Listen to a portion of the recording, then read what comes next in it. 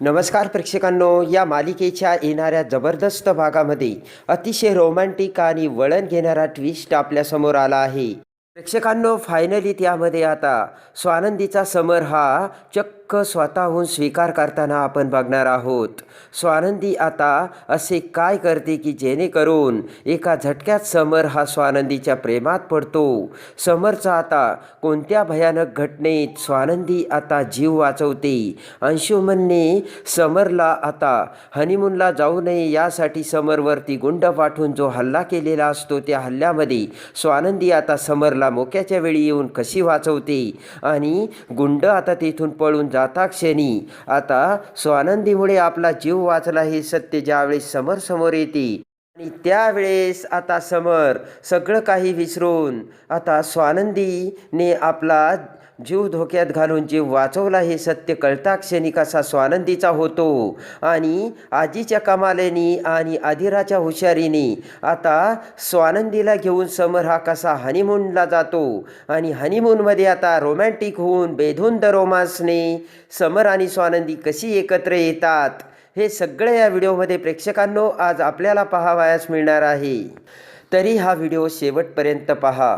प्रेक्षकांनो, आता आदिरा ही माहेरी आलेली असते आणि आदिरा माहेरी येताच आता मल्लिकाने तिचं सासर किती गरीब तर इथे राजवाड्यांची श्रीमंती आता मल्लिकाने दाखवलेली असते. योग्य प्रकारे आता आदिराची काळजी घेऊन आदिराला काय हवं काय नको हे सगळं आता मल्लिका बघत असते आणि प्रत्येकजण आता आदिराची काळजी घेत असताना आता समर आदिराला डेटवर सुद्धा घेऊन जातो. इकडे मात्र आता ज्यावेळेस आदिरा अंशुमनकडे येते त्यावेळेस आता अंशुमन साधा आपल्याशी बोलतही नाही आणि आपल्याला सरप्राईज द्यायचं तर सोडूनच द्या.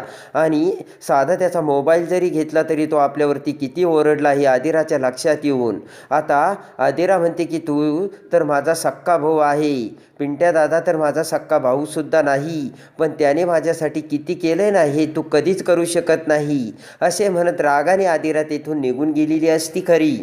आता आदिराचे ते बोलणे ऐकून अंशुमनला राग येतो.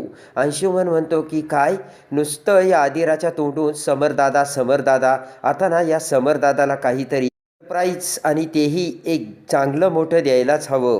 इकडे आता आजीने एक मोठी आयडिया आजीच्या डोक्यात आलेली असते आणि आजी आता आजीकडे येता क्षणी आदिराला म्हणते की अगं आदिरा, तुम्ही हनीमून प्लान का नाही करत ग? म्हणजे रोहनने आणि तू कुठेतरी बाहेर हनीमूनला जावंस असं मला वाटतं आणि हेच तुझे आनंद घालवण्याचे आणि मजा करण्याचे दिवस आहे ग आदिरात. आजीचा तो प्लान ऐकून आता आदिरा खुश झालेली असते. तर लगेच आता आदिरा म्हणते आजी वाव, काय सुपर प्लान तुझ्या डोक्यात आला आणि मला याचा विचारच आला नव्हता. मी लगेच हनीमूनला जाण्याची तयारी करते. आजी म्हणते ऐक ना गं, पण आदिरा मी तुला अजून एक गोष्ट सांगते, आपल्या पिंट्याला आणि नंदूला पण घेऊन जा ना हनीमूनला तुझ्यासोबत, खूप चांगलं होईल. अगं त्यांच्यामध्ये अजून आबोलाच आहे गं, हा पिंट्याना हा रागीट स्वभावाचा पडला आहे. स्वानंदीसोबत तो काही व्यवस्थित अजूनही बोलत नाही. तेव्हा आता आदिरा म्हणते तू काही काळजीच करू नको, पिंट्या दादाला कसं तयार करायचं ना ते मी बघते. आणि आता इकडे आदिरा समरकडे येते आणि म्हणते की पिंट्या दादा, हे नुकतंच आता आपलं लग्न झालं आहे, तेव्हा आजीने सांगितलं आहे की तुम्ही हनीमूनला जाऊन या म्हणून. समर म्हणतो की मग जाऊन ये ना, त्यात काय एवढं, लगेच पैसे देऊन टाकतो आणि लगेच टूर फिक्स करून टाक. आदिरा म्हणते की आजीचं फक्त मी हनीमूनला जावं हे एवढंच म्हणणं नाही आहे. समर म्हणतो मग? तर आदिरा म्हणते की तू सुद्धा हनीमूनला जावंस. आजी रडायला लागली होती रे, एवढं माझ्या मोठ्या पिंट्याचं लग्न झालं पण साध्या पिंट्याच्या वाट्याला कुठं फिरणंसुद्धा नाही. 24 तास पिंट्या नुसता काम करतो, माझ्या मनातली इच्छा आणि स्वप्न कधी पूर्ण होईल असे म्हणत हाय मोकलून पिंट्या अरे आजी रडत होती रे. ती ऐकताच आता समरला धक्का बसतो. समर म्हणतो काय? पण समर म्हणतो छे मी त्यांच्यासोबत हनीमूनला जाऊ शकत नाही. हे बघ आदिरा, तू काहीही डोक्यात भरवू नकोस. आदिरा म्हणते असं काय करतो रे पिंट्या दादा, नंदूताई खूप चांगल्या आहेत आणि आता तुझी बायको झाली येणार आहे ती, तेव्हा तू जरा समजून घ्या ना. ते तुझं तर सोडून दे रे पिंट्या, पण नंदूताईचं सुद्धा काहीतरी स्वप्न असेल ना, आपलं लग्न झाल्यानंतर आपण इकडं जायला पाहिजे, तिकडे जायला पाहिजे. समर म्हणतो त्यांचं काही स्वप्न वगैरे काही नसतं, त्यांना फक्त भांडायला जमतं. आदिरा म्हणते असं बोलू नको. समर काही ऐकायला तयारच नसतो. इकडे मात्र आता मल्लिकाच्या कानापर्यंत आदिरा आणि समर दोघेही आता त्यांच्या कपलला घेऊन हनीमूनला जाणार असल्याचे सत्य समजते आणि मल्लिकाच्या कानातून धूरच निघालेला असतो. जर हा समर स्वानंदीला घेऊन जर हनीमूनला गेला तर आपलं सगळं डाव उधळून गेलाच म्हणून समज आणि आपल्या सगळ्या स्वप्नांची राख रांगोळी झालीच समजा. हे चित्र आता मल्लिकाच्या डोळ्यासमोर आलेलं असतं आणि मल्लिका आता डोक्याला हात लावते. मल्लिका विचार करते की काही जरी झालं तरी हा समर स्वानंदीला घेऊन हनीमूनला जाता कामा नये. जर तो स्वानंदीला घेऊन हनीमूनला गेला आणि त्यांच्या दोघांमध्ये पुन्हा आता प्रेमाची वीण जुळली आणि मग आपलं या घरात काही खरं नाही आणि या घरातून आपल्याला बाहेरचा रस्ता बघावा लागेल असा विचार आता मल्लिका करते. आणि आता मल्लिका, अंशुमन आणि अर्पिता तिघेही खूप काळजी पडलेले असतात. तेव्हा आता अंशुमनच्या डोक्यात आयडिया येते आणि या समरदादाला धडा शिकवायलाच पाहिजे. आणि जर आपण समरदादाला गुंडांकडून थोडीशी मारहाण जर केली तर समर स्वानंदीचा हनीमूनला जाण्याचा प्लॅन कॅन्सलसुद्धा होऊ शकतो. ही आयडिया आता अंशुमन मल्लिकाच्या डोक्यात भरवतो. मल्लिकाला अंशुमनचा प्लॅन पटतो आणि लगेच मल्लिका म्हणते की ही तर खूप चांगली आयडिया आहे आणि माझ्या अंशूच्या डोक्यात एवढा चांगला प्लॅन कसा आला तेच मला काही कळत नाही. आणि अंशुमन खुश होतो. मल्लिका म्हणते हे बघ अंशुमन, पण जे काही करायचं ते पूर्ण काळजीने करायला हवं. हे बघ अंशुमन, मी तुला सांगते, गुंडांनी समरला थोडंफार मारलं पाहिजे पण जीवावर बेतता कामा नाही. आणि समरला जर मारहाण झाली तर समर हनीमूनला जाणार नाही. आराम करायसाठी तो घरीच थांबेल. अंशुमन म्हणतो अगदी बरोबर.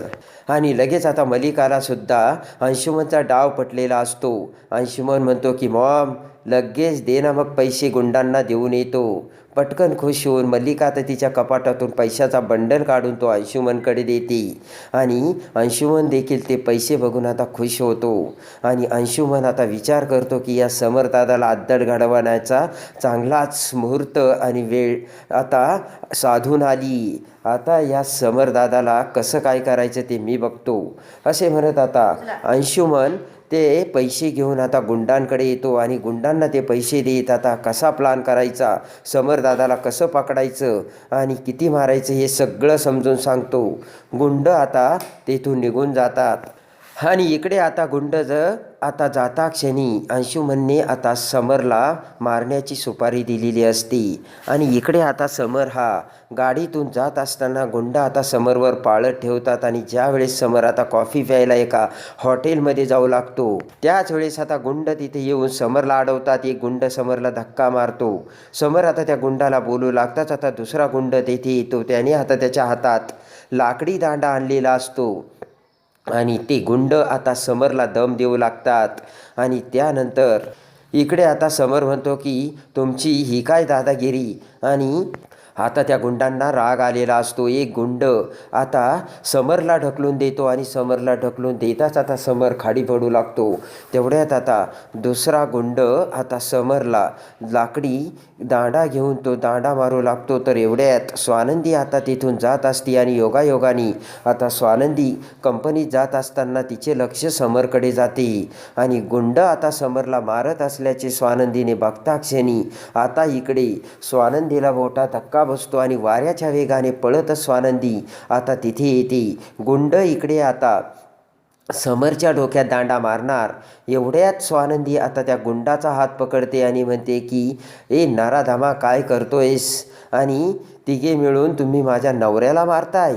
आणि असे म्हणत आता त्या गुंडाला सटदिशी बाजूला ढकलून स्वानंदीने आता खाली पाडलेलं असतं. गुंड आता खाली पडतो आणि त्याच वेळेस आता दुसरा लाकडी दांडा घेऊन स्वानंदी त्याला धरते आणि म्हणते की याद राख, जर तू माझ्या नवऱ्याला मारलं तर मी तुला सोडणार नाही.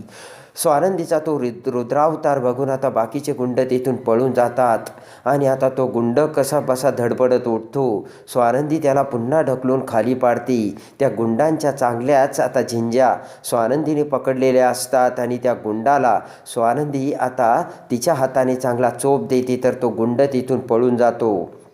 इकडे आता समरच्या डोक्याला थोडं लागलेलं असतं तर पटकन स्वानंदी समरला धरते आणि समरला आता व्यवस्थित थोडंसं शांत करत आता स्वानंदी तिच्या रुमालाने समरच्या डोक्यावरचं रक्त पुसते. आता समर हा स्वानंदीकडे बघतो. समर म्हणतो की रोहनच्या ताई जर आज तुम्ही नसता तर काय झालं असतं आणि माझा जीव गेला असता. आणि स्वानंदी म्हणते की असं काही बोलू नका हो, मी असताना तुम्हाला कसं काही होऊ देईल.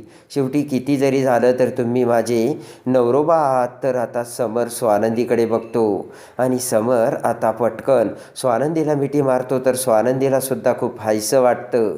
स्वानंदी देखील आता प्रेमाने समरच्या मिठीत येते आणि खऱ्या अर्थाने स्वानंदीने समरचा जीव वाचवून गुंडांपासून आता समरला वाचवलेलं असतं आणि आपला जीव धोक्यात घालून आता स्वानंदीने आपला जीव वाचवला आणि त्यामुळे आता समर एका झटक्यात स्वानंदीचा झालेला असतो.